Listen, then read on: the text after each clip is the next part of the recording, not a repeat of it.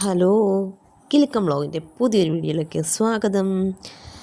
ഇന്ന് അഷ്ടമിരോഹിണിയുടെ ഒരു ചെറിയ വീഡിയോ ആണ് കേട്ടോ. നമ്മുടെ നാട്ടിലെ അമ്പലത്തിൽ നടക്കുന്ന അഷ്ടമിരോഹിണിയുടെ ചെറിയ വിശേഷങ്ങളും അഷ്ടമിരോഹിണിയെക്കുറിച്ച് എനിക്കറിയാവുന്ന ചെറിയ അറിവുകളും ഒക്കെയാണ് ഇന്ന് പറയാൻ പോകുന്നത്.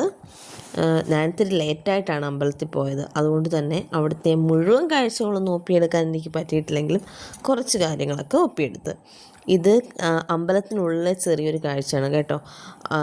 ഭഗവാന്റെ അവതാരങ്ങളുടെ എല്ലാ രൂപങ്ങളും അമ്പലത്തിൽ ശില്പം ഉണ്ടാക്കിയിട്ടുണ്ട്. അതാണ് മൊത്തമായിട്ടൊന്നും നമുക്ക് എടുക്കാൻ പറ്റിയില്ലെങ്കിലും എന്നെക്കൊണ്ട് പറ്റുന്നത് പോലെ, കാരണം നമ്മുടെ ഉള്ളിൽ ഒരുപാട് ചിത്രങ്ങളും ഒക്കെ ഉണ്ട് അമ്പലത്തിനുള്ളിൽ. പിന്നീട് ഒരു ദിവസം ഞാൻ ഡീറ്റെയിൽഡായിട്ട് കുറച്ച് വീഡിയോസൊക്കെ എടുത്ത് ചെയ്യാം. ഇന്ന് ഒരുപാട് തിരക്കായതുകൊണ്ട് വീഡിയോ എടുക്കുന്നതിൽ ഒരുപാട് ബുദ്ധിമുട്ടുണ്ടായിരുന്നു. അവിടെ കുഞ്ഞുങ്ങൾ നൃത്തം ചെയ്യുകയും ഉറിയടി മത്സരമായിട്ടല്ല, ഉറിയടിയും കാര്യങ്ങളും ഒക്കെ ഉണ്ടായിരുന്നു. നമ്മൾ അങ്ങനെ കണ്ട് നിന്ന് പോകുന്ന കാഴ്ചയാണ്. ഇനി അഷ്ടമിരോഹിണി എന്താണെന്ന് എല്ലാവർക്കും അറിയാം, എന്നാലും ഞാനൊന്ന് പറയാം. നമ്മുടെ കൃഷ്ണൻ കള്ളക്കണ്ണൻ ജനിച്ച ദിവസമാണ് അഷ്ടമിരോഹിണിയായിട്ട് ആഘോഷിക്കുന്നത്.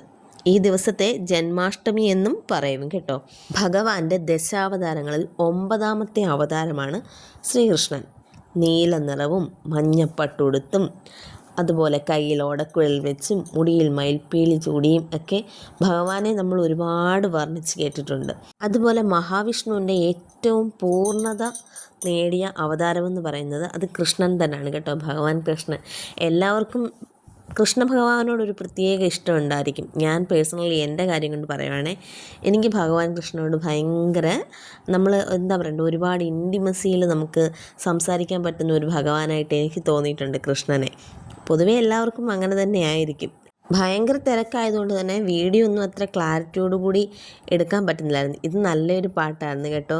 ശൃംഗാരക്കാർ വന്ന് അണിഞ്ഞൊരുങ്ങി എന്നുള്ള പാട്ടിനാണ് കുട്ടികളെ ചുവട് വെച്ചത്. പക്ഷേങ്കിൽ നമുക്ക് കോപ്പിറൈറ്റ് വരുന്നത് കൊണ്ട് ആ സോങ് ഇതിൽ ആഡ് ചെയ്യാൻ പറ്റുന്നില്ലല്ലോ. എങ്കിലും നമ്മളെ എന്താ പറയണ്ടേ, കണ്ണിന് കുളിർമ തരുന്നത് പോലെ കുഞ്ഞുങ്ങൾ നല്ല രീതിയിൽ നൃത്തം വെക്കുകയും ലാസ്റ്റിൽ ആ ഉറി അടിക്കുന്ന മത്സരമായിട്ട് കുഞ്ഞുങ്ങളെ ഓരോരുത്തരായിട്ട് ഇറങ്ങി കളിച്ച് ഉറിയടിച്ച് പൊട്ടിക്കുകയും ഒക്കെ ചെയ്തായിരുന്നു. ആ വീഡിയോ ഒക്കെ ഇതിനകത്ത് ഉൾപ്പെടുന്നുണ്ട്.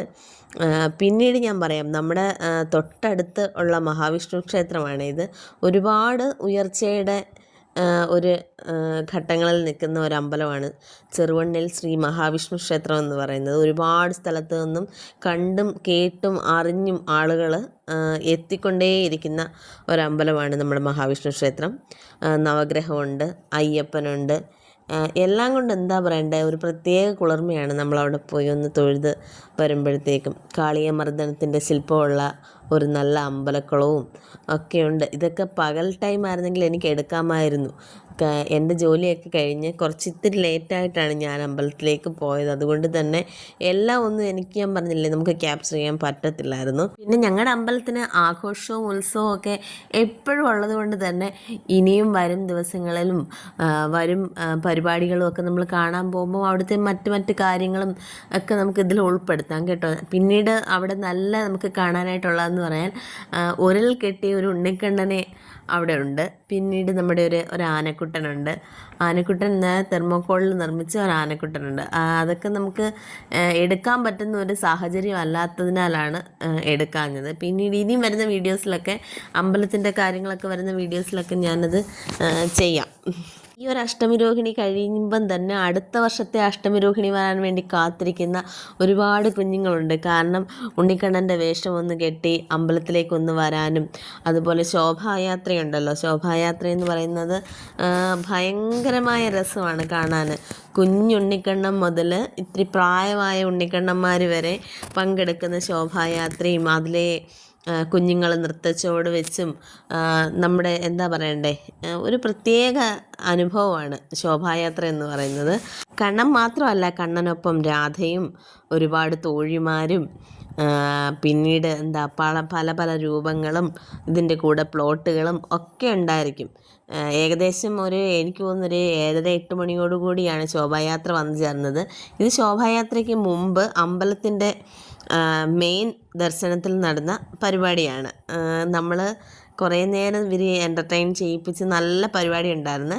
അത് കഴിഞ്ഞ് ഇതിൻ്റെ ഭാഗമായിട്ട് ഉണ്ണിയപ്പവും അവലും പായസവും ഒക്കെ അവിടെ നിന്ന ആളുകൾക്കെല്ലാം കൊടുത്തു കഴിഞ്ഞാണ് അത് പിരിഞ്ഞത്. അത് പിരിഞ്ഞു കഴിഞ്ഞ് നമ്മൾ പിന്നെ അമ്പലത്തിൻ്റെ ആ ഒരു വ്യൂ ഒക്കെ എടുക്കാനായിട്ടൊന്ന് ശ്രമിച്ചു, പക്ഷെ നടന്നില്ല. ഞാൻ കണ്ട ഒരു ഉണ്ണിക്കണ്ണൻ, കുപ്പിപ്പാൽ കുടിക്കുന്ന ഉണ്ണിക്കണ്ണൻ, അവനെ കണ്ടപ്പോൾ ഒന്ന് എടുക്കാൻ തോന്നി. പിന്നെ നമ്മൾ കുറേ നേരം വെയിറ്റ് ചെയ്ത് കഴിഞ്ഞപ്പം ശോഭായാത്ര വന്നു. ആദ്യം അവരെ സ്വീകരിച്ച്, അത് കഴിഞ്ഞ് ഇവിടെ ഒരു ചെറിയ ഉറിയടി മത്സരം എല്ലാ വർഷവും ഉള്ളതാണ്. പക്ഷേ ഈ വർഷം കുറച്ചേ ഉള്ളായിരുന്നു. പിന്നെ ഈ കുഞ്ഞുങ്ങളുടെ ദേഹത്ത് വെള്ളം കോരിയൊഴിക്കുന്നതിനോട് ഞാൻ യോജിക്കുന്നില്ല. കാരണം എന്ന് പറഞ്ഞാൽ കൊച്ചുമക്കളല്ലേ, നെറുകയിലൊക്കെ വെള്ളം കയറിയാൽ അവർക്ക് പിന്നീട് എന്തെങ്കിലും പ്രശ്നം ഉണ്ടാകത്തില്ലേ. അതുകൊണ്ട് ആ വെള്ളമൊഴുപ്പ് ഇത്തിരി കുറയ്ക്കാമായിരുന്നെന്ന് മാത്രമാണ് എനിക്ക് തോന്നിയത്. ശോഭായാത്രയുടെ കൂടെ വന്ന ഉണ്ണിക്കണ്ണന്മാർക്ക് യാതൊരു കണക്കും കഴിയില്ലായിരുന്നു. കൃഷ്ണനും രാധയും തോഴിമാരും ഇഷ്ടം പോലെ കൃഷ്ണന്മാർ. നമുക്ക് എന്താ പറയണ്ടേ, ഈ കുഞ്ഞുങ്ങൾ എത്ര ഓമനത്തുള്ള കുഞ്ഞുങ്ങളാണ്. സത്യത്തിൽ നമുക്ക് മനസ്സിലാവത്തില്ല ഇത് ആരാണ്, ഏത് കുഞ്ഞാണ്. നമുക്കറിയാവുന്ന കുഞ്ഞുങ്ങളൊക്കെ ഒരുപാട് ഇതിലേ പോയിട്ടുണ്ടെങ്കിലും എല്ലാവരും ഒരേ വേഷത്തിലായതുകൊണ്ട് നമുക്ക് അവരെ ആരെയും ഐഡൻറ്റിഫൈ ചെയ്യാനായിട്ട് പറ്റുന്നില്ലായിരുന്നു. കുഞ്ഞുങ്ങൾ ഉറിയടി തുടങ്ങി. കുറച്ച് നേരം ഞങ്ങൾ നിന്ന് കണ്ടു, അത് കഴിഞ്ഞ് പോന്നു. എങ്കിലും എനിക്ക് ഈ കുഞ്ഞുങ്ങളുടെ ദേഹത്ത് വെള്ളം ഒഴിച്ചപ്പോൾ അവർക്ക് പിറ്റേ ദിവസം പനി പിടിക്കുക, ഒരു പക്ഷേ പിടിക്കത്തില്ല, ഭഗവാന്റെ കാര്യത്തിന് വേണ്ടി ഇറങ്ങിയതല്ലേ. എങ്കിലും നമ്മുടെ ഒരു എന്താ പറയണ്ടേ, എൻ്റെ ഒരു ആങ്സൈറ്റി വെച്ചിട്ട് ഞാൻ പറഞ്ഞതാണ് കേട്ടോ. പിന്നെ എന്താ, ഇനി ഒരു ശ്രീകൃഷ്ണ ജയന്തിക്ക് വേണ്ടി നമുക്ക് വെയിറ്റ് ചെയ്യാം. അപ്പം ഇനി ചെറിയ വീഡിയോ ഇത്രയേ ഉള്ളൂ കേട്ടോ.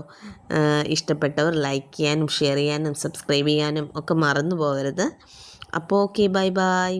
പുതിയൊരു വീഡിയോയുമായി വീണ്ടും വരാം.